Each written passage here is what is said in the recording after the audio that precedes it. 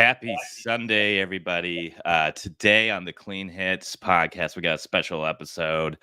What we will be doing today is drafting all of the Utah Hockey Club's players one by one through me, Trent, and Corey to determine which players we each are going to be covering throughout the season. So what we're going to be doing here is giving our preseason grades, so how we thought they played last year. And we'll be releasing each one as an article on our Substack, the cleanhits.substack.com.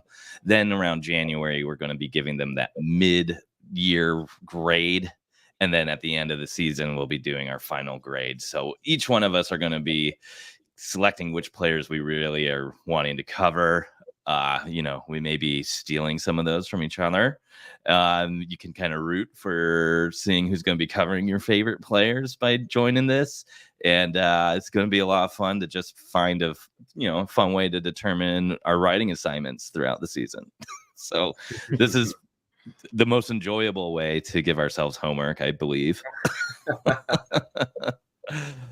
But first of all, how's everybody doing out there? Happy Sunday. We are live with the stream. Corey, how are you doing up there? I know you had a nice time at a Canadian cottage. Yeah, that's the stereotypical Canadian summer, right? Especially Ontario summer, spending time on the lake. So yeah, just got back about a week or so ago. There's a lot of hockey players up there. I didn't see any, but you'll hear names of retired players. You'll hear, young kids up there spending the summer up there. I mean, we heard that with Cope O'Dwayne, right? Spending time on the lake, fishing, all the, stereotypical summer holiday stuff. So yeah, winding down from that and looking forward to, I guess the next step here is the rookie camp. Yeah, that's coming right around the corner. So make sure to tune in because we'll have plenty of coverage on that. And then Trent, how are you doing? Good. Yeah, just a little jealous of the stereotypical Canadian lifestyle, right? Summers at the cottage on the lake, and then you retire at a young age, and you move down here to Phoenix for half the year, and you become a part-time Arizonan, right? So that whole stereotypical path seems pretty darn good to me. I had a version of it. I went to a lake too in northern Arizona to beat the heat a little bit, but it was still 90 degrees Fahrenheit up there. So it wasn't exactly the same as Corey's experience. And, I came back with two little kids in the back seat of the car. We both got car sick in the car. So not exactly relaxing for Trent as much as it was for Corey, I think. But glad to be home and happy to be here for the draft and can't wait to find out who's got what homework. Yeah. And unfortunately, Kenny, well, not unfortunately for him, he's doing the stereotypical Arizona summer vacation where he's out on the beach in California. So he tried to make it, but unfortunately, the connection was a little too spotty for him. So he will be joining us next week when our next episode, when we're going to rank all of the NHL teams in kind of a power ranking style. So definitely be tuning in for that. But what we're going to be doing today... Yeah, it was bad. His internet connection was unstable, but he'd already gotten dressed in the tuxedo. He was ready for the whole ceremony. He had all the envelopes and the statues and all dressed up and no place to go, right? I know. He must have looked pretty interesting walking around Huntington like that. So if you do see a man walking around in a tuxedo, maybe see if he rigged those cards. And speaking of all dressed up, shout out to SLC Pop! Yeah. Got my t-shirt from Austin today, so excited about that. Yeah, that looks sick. I still need to dive into his merch. I'm trying to figure out if I want one of those Golden Eagle shirts or just go with the classic one. He dropped a new hat too that looks really good. Down hat. Yeah, you're gonna have to get that one, I think, Brad. I didn't know what it meant, and then yesterday, being the old man that I am, I was at Lowe's and I saw a guy with an ASU upside down hat like that. So it must be a thing with the kids. So I could look. That's literally what he put in the product description. He put, "Trust me, it's in style." Okay, yeah, I could fool a lot of people if I get that one. Yeah. And also shout out to SLC Puck. If you haven't seen our interview with him, we had a lot of fun chatting with him and just kind of learning a little bit more of that vantage point of being a Utah fan of the team from Utah and a longtime Utah residence around sports. So it was a really interesting interview. Had lots of fun. Lots of talk about Most Valuable Primate, the essential hockey movie that stars a chimpanzee. So definitely check that out. But yeah, without further ado, let's kick off this draft. What we're going to do is figure out our order first, and then we'll be going down kind of the list and picking our players. And then after that, we're going to spend a little time kind of rounding up the current news that's been happening, because August has been somewhat interesting in the NHL. There's quite a few topics to kind of break down. So, and Utah was involved with some of the rumors. I mean, the Askarov rumors, we were kind of finally hearing that Utah may be interested, and then that trade went off. There's definitely talk about Patrick Laine being a good fit for Utah earlier in this summer. So we'll kind of break down some of those recent tidbits of what has gone down. But for now, let's figure out our draft order. If you're tuning in on Spotify or Apple, we are spinning a wheel. We have a high production budget here. There we go. Corey has the first pick. Spin the wheel, and it goes to Corey. He's picking first in our snake draft here. Yeah. All right. Second pick. Who's it gonna be? I got it. Which means Trent will be third. We And are fourth. doing and fourth. Yep. So we are doing this in third and snake fourth. draft See, that's order. that's why it's not so bad to be last in the snake draft, right? Exactly. You get to load up on 2 picks right off the bat. You'd be a little more strategic that way. Yeah. Exactly. All right. So without further ado, let's jump into it. I made this beautiful graphic in Excel. Shout out to Microsoft for creating such a phenomenal program. You are a liar. That is Google. I can see it. Oh, this is Google Sheets. It's a You're Google right. Sorry. sheet. He's trying to act like he's got a Microsoft license. We all know he's balling on a budget. This is Google all day. So we have all of our forwards, including Liam O'Brien. We got our defensemen and our goalies. We're not going to include players that are kind of on the bubble right now. You know, our final year rankings may be a lot different if certain players, like let's say Kerfoot or Ian Cole, get traded, or maybe a big name gets traded. Then we'll kind of have to pivot and grab the player who gets either brought up to fill in that spot or traded for, if that is the case. So there may be some changes throughout the season. And of course, we'll be ranking again preseason grade, mid-season grade, end of year grade. And this is going to be kind of how we start our player previews, which will be starting next week on our Substack at cleanhits.substack.com. But without further ado, Corey, you have the first pick. Who you're taking? No, is this like the NHL draft? I got to do the whole preamble here. Thank the Panthers. Thank the fans at the walk party back home. Yeah. Yeah. Draft party at the Delta Center. What else is it? Congrats to the Panthers. And then with the first pick in the 2024 Clean Hits draft, Team Corey selects from Chesterfield, Missouri, Clayton Keller. Dang.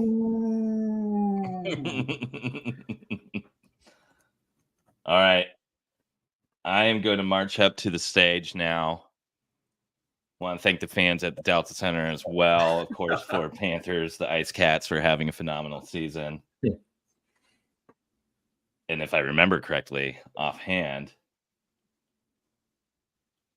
I'm going to go from the Windsor Spitfires, Mikhail Sergachev.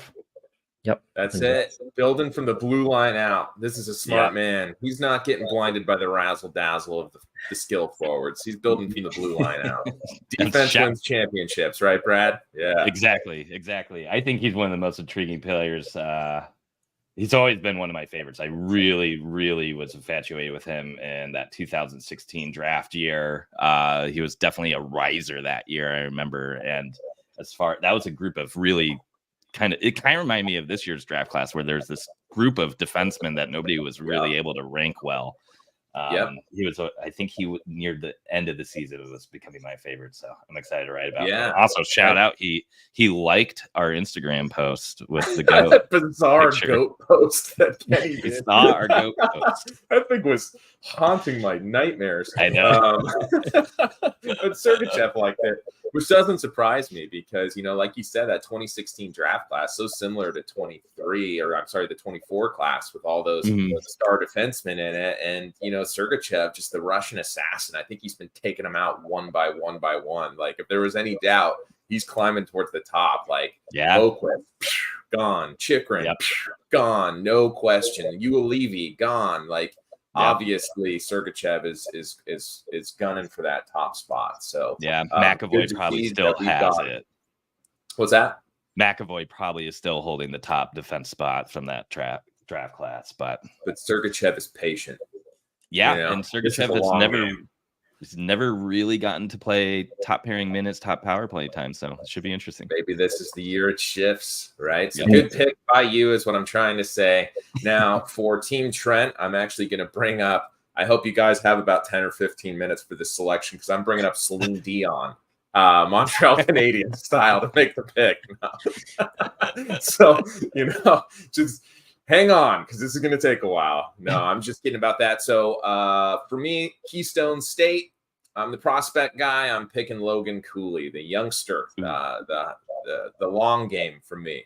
I'm picking Logan Cooley. Well, you got to stay up on the stage because you're picking next.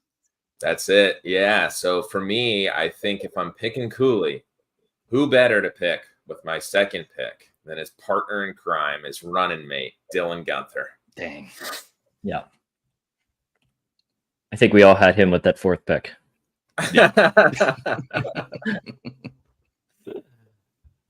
All right. Well, I'm back up.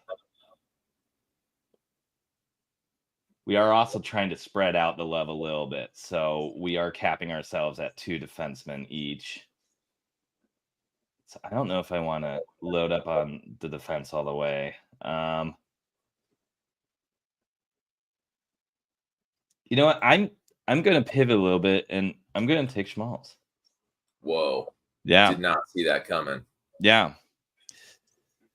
You didn't want your boy falling into the wrong hands. You didn't want somebody like me giving him like a bad grade or something like that. Someone who's a little too critical of Schmaltzy. Yeah.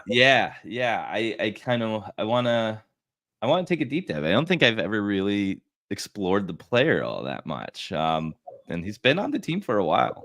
I remember that trading Dylan Strome, who the team drafted 3rd overall, for Schmaltz, along with Brandon Perlini at the time, who the team had drafted 11th overall in 2014. Just that trade was so heartbreaking to me. So I think that Schmaltz has a little bit of tarnish on him that it's time to get the rust off. And yeah, that was just an admission of like, yeah, it turns out we had no idea what we were doing. Yeah. But they salvaged it pretty well, honestly. So, they did. Yep. It'd be a good thing to jump into. All right, Corey. This is a tricky one, but I think I'm going to go forward again, and I'm going to go with a OHL grad here, and I'm going to go Lawson Krause. Oh, Ooh. Sheriff. Nice pick. Yeah. All right. I'm going to do a little bit of a surprise here, guys. Well, you know what? Why don't I a little bit of a surprise here. So I've got Cooley. I've got his wingman on the ice, Guenther, and I want to pick Gunther's wingman off the ice. His roommate, the dude I've always seen him attached to the hip to. I'm going to go with Jack McPain.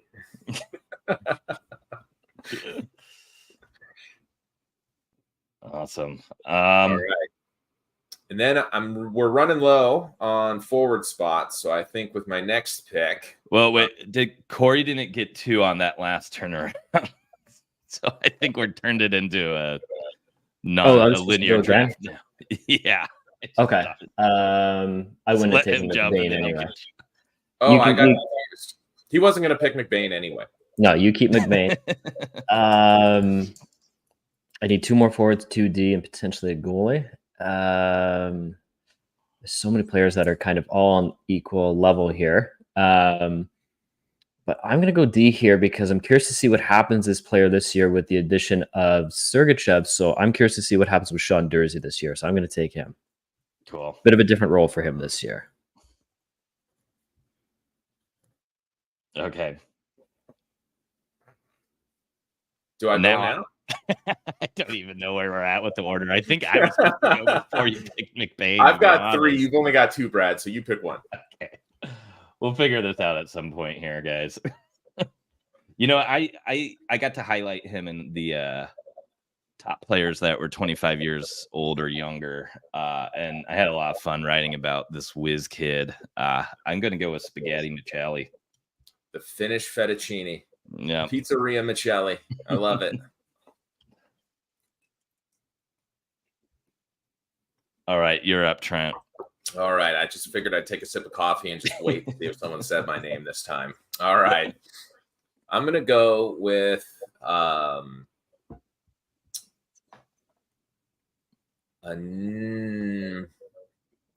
going to go with a new addition, I think, since I've picked exclusively guys who were on the team last season.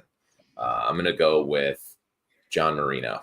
Got to get a defenseman in there. Yep. I have no idea what our order is anymore. Maybe we just go. Want to rock, paper, scissors to see who gets the next pick, me or you? Sure. Let's do it. Okay. 1, Yeah. 2. Two, and Sorry. you going three? Delay. Yeah. Go ahead. Do 1, 2, 3, shoot. Okay. All right. Okay. Yeah. 1, 2. It ain't going to work. Okay. You just pick. Okay. Brad, go.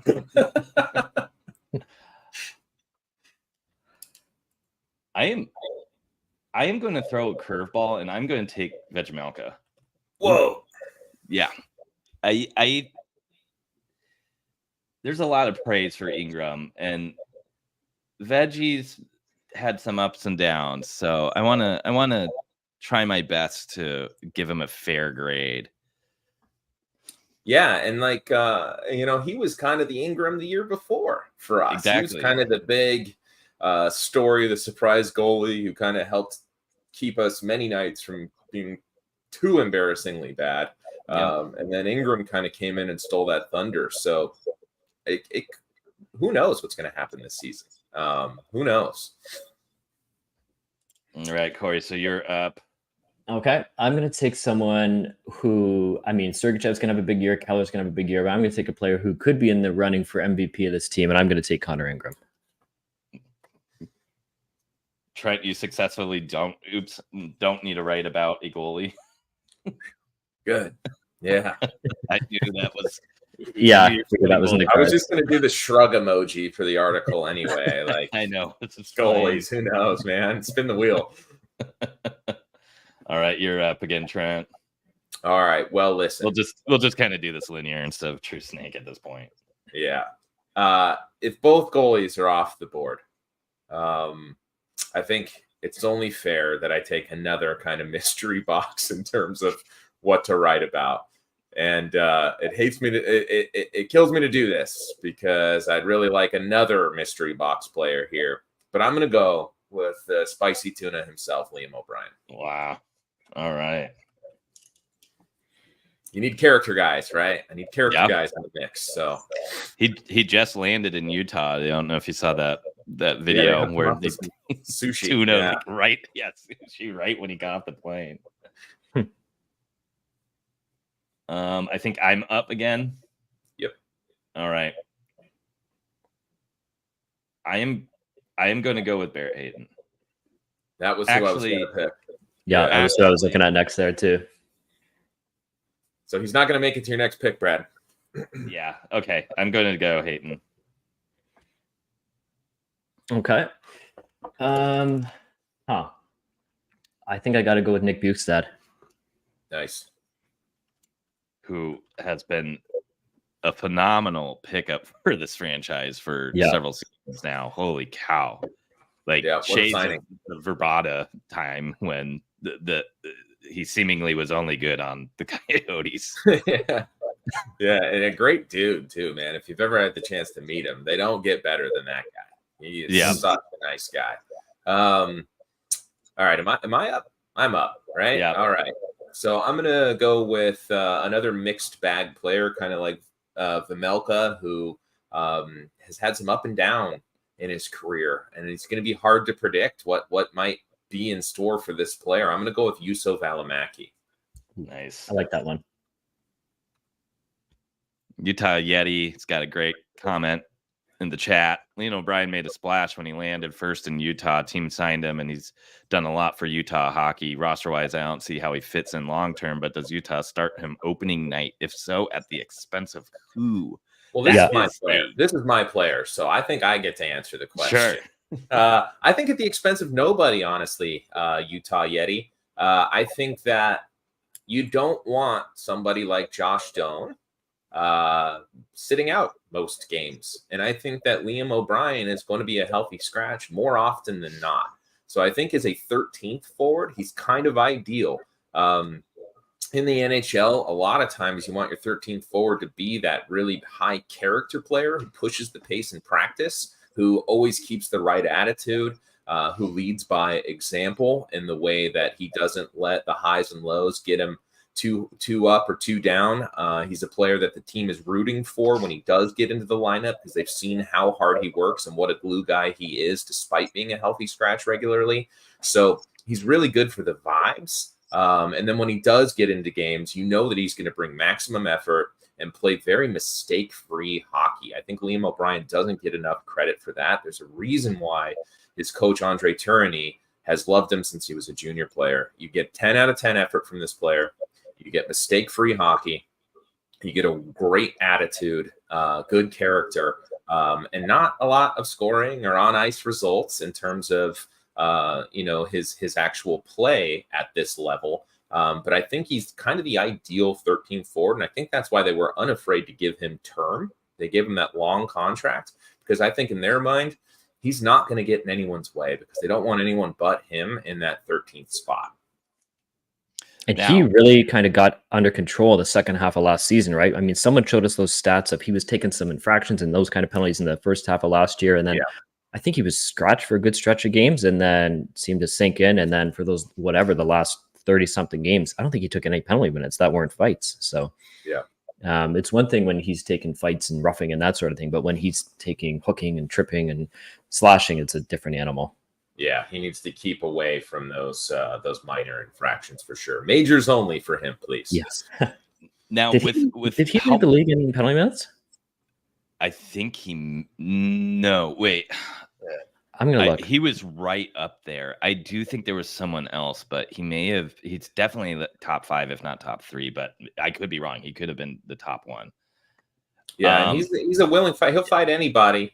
Yeah, he was number 1. He doesn't. He was number 1. Yeah, 153. Next up was Brady Tkachuk, 134. Yeah, that was the one I was thinking actually took it, but and I've seen some people online kind of give him flack for losing most of his fights, but I honestly think that's a little bit more impressive. Like, it's not that hard to be Georges Laraque and be undefeated, right? And have no reason to be afraid of anyone. It's a little harder to be Liam O'Brien and have like a 25% win rate on all those fighting majors and still lead the league in them. To me, that shows even more heart. It's kind of more commendable in a way. And in this league, who's truly intimidated by anybody anyway, right? There may be a couple of guys, a Matt Rempe or somebody like that, who's actually got an intimidating presence. But even fighters who are a little bit more capable, they don't too often truly change the course of the game or cause a roster to kind of shrink back or anything like that. Yeah. It's a confident league full of big boys who can all hold their own. So I think, from an inspiration perspective, Liam O'Brien's got the good old college try in him. So this is probably more airtime than we ever expected to give Liam O'Brien, but it's good because I'm just going to read the transcript of this and just have AI do my Liam O'Brien article for me. So part of that question though was, do you think they would sit him on the opening night with how much of a fan favorite he's kind of surprisingly become already? I could see him playing if it's between like him and Michael Carcone on the fourth line, especially. Yeah, I could see maybe Liam getting night 1 at home. It's against the Blackhawks, so that makes it easier to address O'Brien. If it was against a team we know we're going to be in the fight for a playoff spot later on down the season, sure. But the Hawks are not a threat for the playoffs, so I could see them making that decision. I don't know if Andre Tourigny really thinks in those terms, though. He'll probably put out just who he thinks is going to give him the best shot that night for whatever reason. Yeah. Well, and then obviously if anybody is slightly banged up from preseason, then he'll be a shoo-in for sure. But all right, I think I am back up. Let's move this along.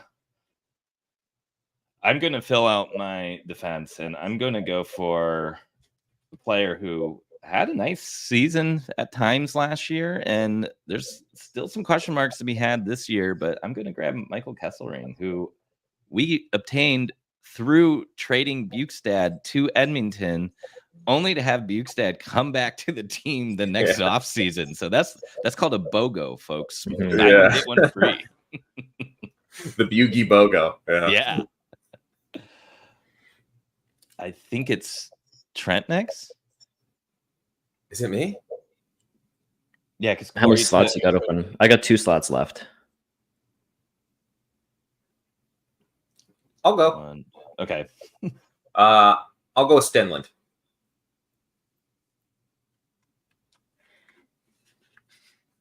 Okay, I'll go. I'll take Kerfoot.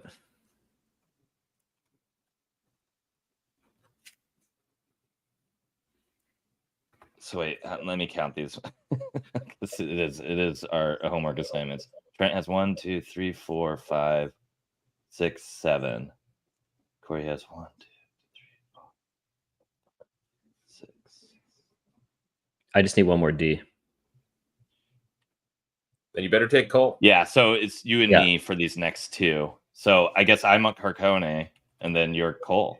Yeah, which feels like the last kid to be picked in gym class, but I like Ian Cole. Yeah. It's not good like he's getting forced on me. No, I think it's one of those situations though where he's been on so many teams that it's kind of hard to remember how he played. Yeah, and I got him paired with Sean Dursey. That's a pretty good pairing. That may be the real pair.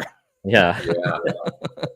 Yeah, and with Cole, I was reading online the other day that he had some of the best shot suppression metrics if you're into advanced stats in the league last year. So really good matchup, D. Awesome. So something to look at there is that, it's not often those kind of stay-at-home, hard-nosed, tough defensemen are also analytics darlings. So pretty intriguing that he seems to check both of those boxes. It usually doesn't go that way. So maybe that's why he's in such high demand. And seemingly half the teams in the league have been dying to add him over the years. So how many rings does he have now? 2 from Pittsburgh, right? I think it's just Pittsburgh. I think it's 1 from Pittsburgh. Wasn't he on the Avs when they won? I don't think so. He's just missed a bunch. You know what I mean? He's had long runs for sure. Yeah, he kind of bounces around from contenders for the most part. I mean, Van had a good run. He was with Tampa for a while, I think. So he's 2 cups. 2 with Pittsburgh. 2 with. Are they both in Pittsburgh? Yeah.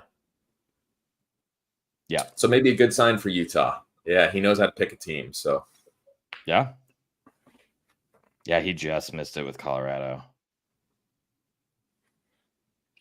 Oh wait, no, he got traded on the year Colorado won to Minnesota. Well, he got his rings anyways. So look at that. We've got our rosters. Yeah. So the way this is going to work is starting next week, we're going to be doing our player profiles. I know there's a couple of other awesome writers out there that are kind of profiling these players, but what we're going to do is kind of pivot a little bit and give them our grades for how we thought they were last season. And then again, we'll be coming back around in January and covering the same people. And then at the end of the season, covering those same people. So should be fun. I think we wanted to discuss one omission here that is a name that keeps on floating around is Josh Doan. And we did not put him in the draft for a couple reasons. One, we don't know if he's going to be playing on the roster for day one or how many games he'll even be on the roster up until maybe the midway point of the season. I think we all agree that he will be playing at some point. Whether that's an injury call up due to or because they make a trade and open up a spot where he can kind of come up and take it. But there's a little uncertainty of where he will be at the beginning of the season. And he only played for 11 games, I think it was last year. And I think we'd all have to agree that was an A+ ranking. Yeah. Sample size was in his favor. Yes. So kind of hard to give him a proper grade. Yeah, and I think that the story is this, right? If Josh Doan makes the team, it probably throws this exercise out the window because they're going to have to make a move. If Doan makes the team, I think you're going to have to see a subsequent roster move. That means somebody's probably leaving, whether it be via waivers or via trade. If he takes someone's job, he's truly taken someone's job. Whereas if he gets sent down because of the nature of his contract and not having to pass through waivers and also having a two-way deal, if he gets sent down, things can kind of stay status quo. So it's a little bit an easier decision to send him down. But if he comes up and just takes a job by force and leaves the organization with no other option than to give him a spot, then you're probably going to have to see somebody move on. And I think you can expand on that too and say the job that he's going for is Michael Carcone's. I don't think it's any other player on the forward group. So, and it is easy enough where, if you have to put Carcone on waivers, I mean, that's kind of the last resort, but it's, if, he gets claimed on waivers, it's not the end of the world. You might be able to sneak him through if you cut him early enough. And you can, I think he's tradable too, right? 21 goals last year. Yeah.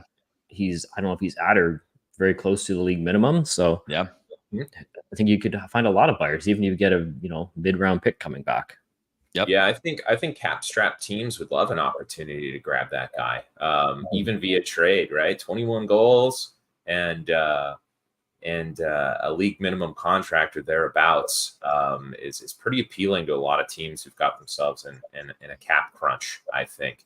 And I think that the one player that is also gunning for Carcone's job apart from Doan. So it's like Carcone is the one whose job is at risk, right? That Doan's gunning for it. But I think right alongside Doan is the newest member of the Utah Hockey Club, which is Igor Sokolov. And if you go back and listen to our interview with him in a previous podcast from a couple weeks ago, he makes a pretty compelling argument for what he's going to bring to the table and why now is the time for him to snatch that job away. So I think that there's going to be some stiff competition in camp for the last couple of spots, which is exactly what you want in training camp. Too many years when we had bad teams, there was no real competition in camp. And even if there was, it was for guys that nobody really wanted on the team. At this point, we're almost rooting for a 21 goal scorer not to make the cut, because that would be such a good indicator of some of the young talent coming up. That is a better spot than we've probably ever been as an organization all the way back to 96. We haven't had depth like that before.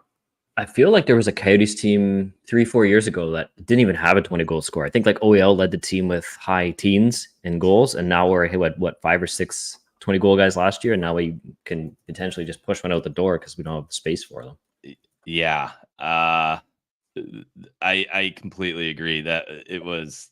There were some bad teams back in the day, and on top of that, I remember there was one season in particular where they were almost handing spots to the likes of Dylan Strome and some of our prospects, and I think that was the year they let Antoine Vermette walk and free agency, and he went to the Ducks. But we could have easily re-signed him. He loved playing in Phoenix at the time.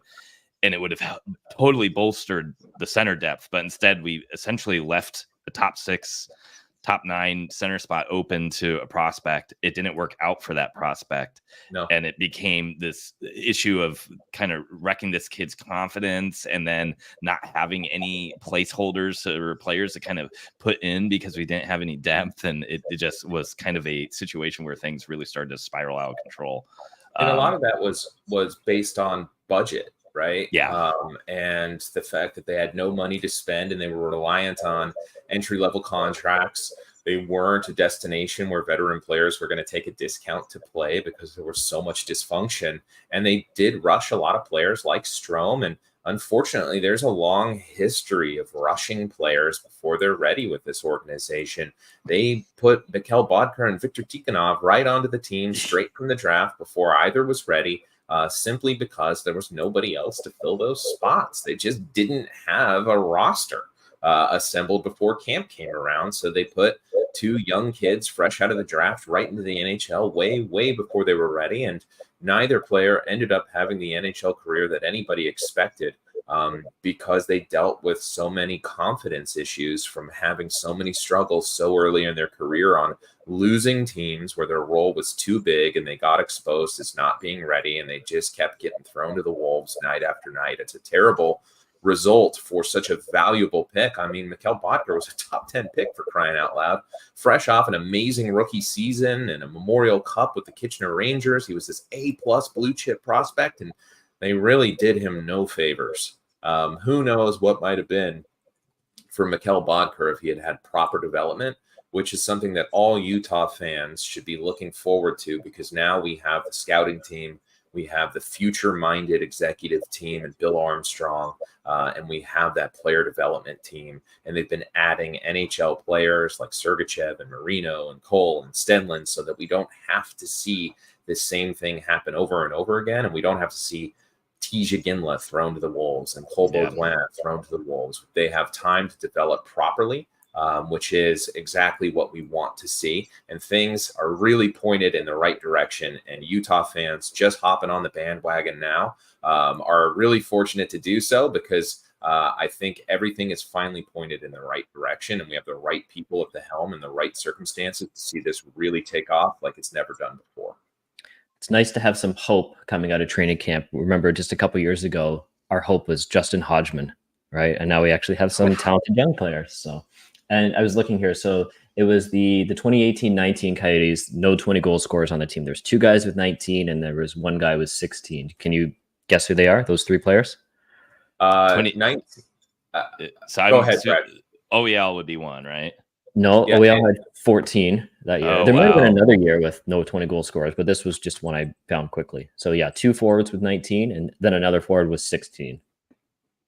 One of them was a surprise. I don't remember who it was. Someone had like one big year, like Brad Richardson or something like that. Was it Richardson? Brad Richardson had 19 goals and crazy. And then there was another young player that he was tied with that didn't really pan out. It wasn't Strome, was it? Nope. Was it Keller then? Nope. That was Keller at 14.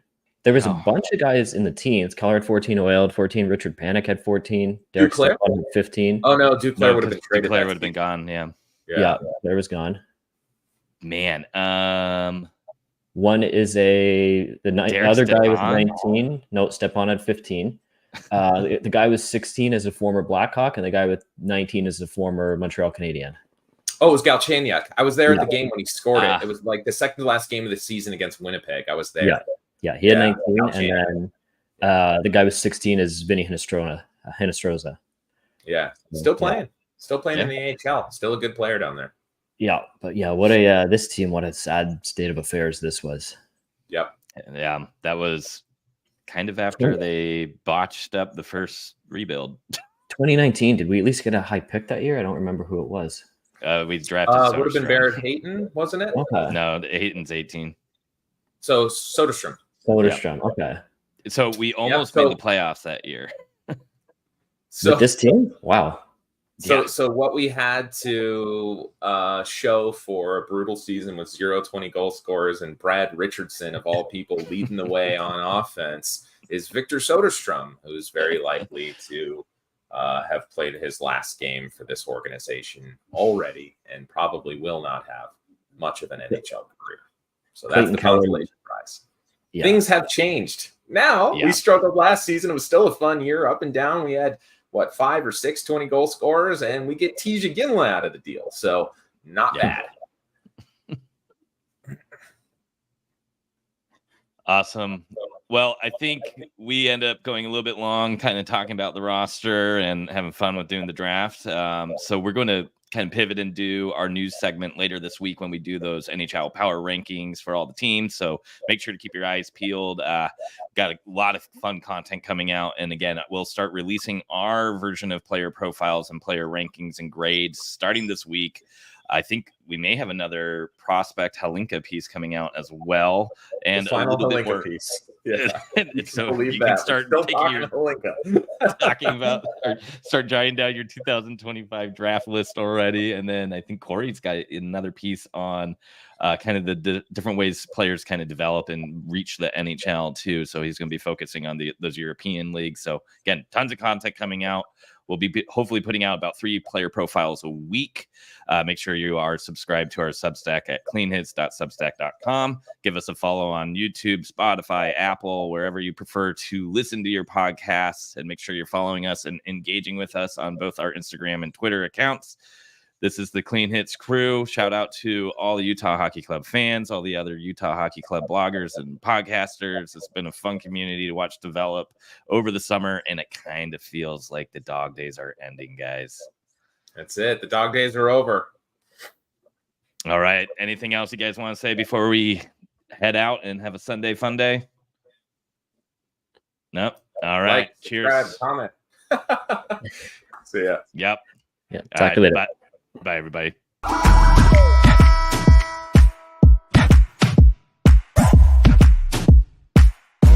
know we running it now. Watch the game change. Watch the game change. Watch the game change.